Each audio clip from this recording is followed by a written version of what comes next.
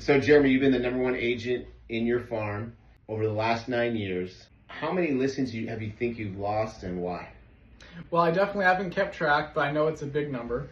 And the reason why I think most agents lose listings, I'll break it down into three different things. And the first one that comes to my mind is they just didn't like you.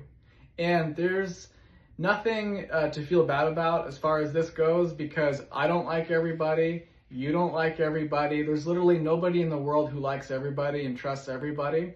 And so the seller might have liked you enough to call you and consider you, but not enough to list with you once they actually had a conversation.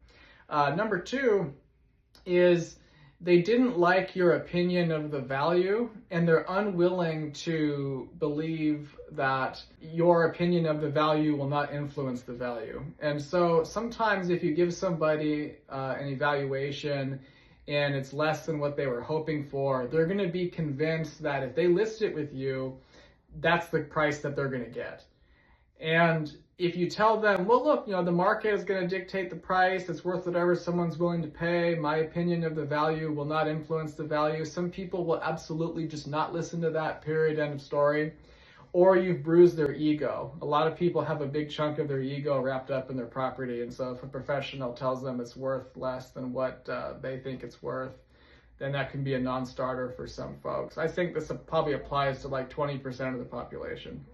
Third thing is you weren't in front of them when they felt like making a decision. And this is a tough one because you can't ask somebody, hey, can you just talk to me when you actually feel like signing a contract and getting things in motion, because people won't even know what you're talking about and they don't even realize that they're doing it.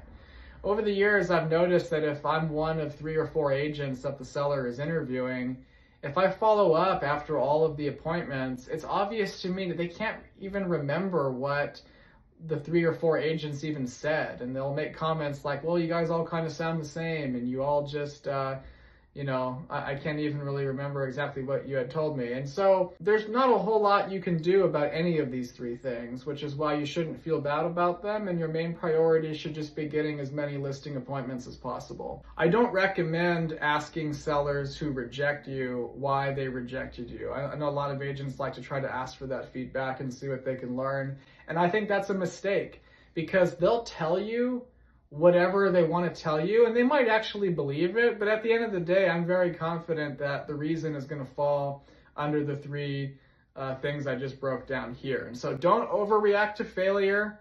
Don't reinvent yourself every time you experience rejection. Just get as many listing appointments as possible and you'll get your share of the business.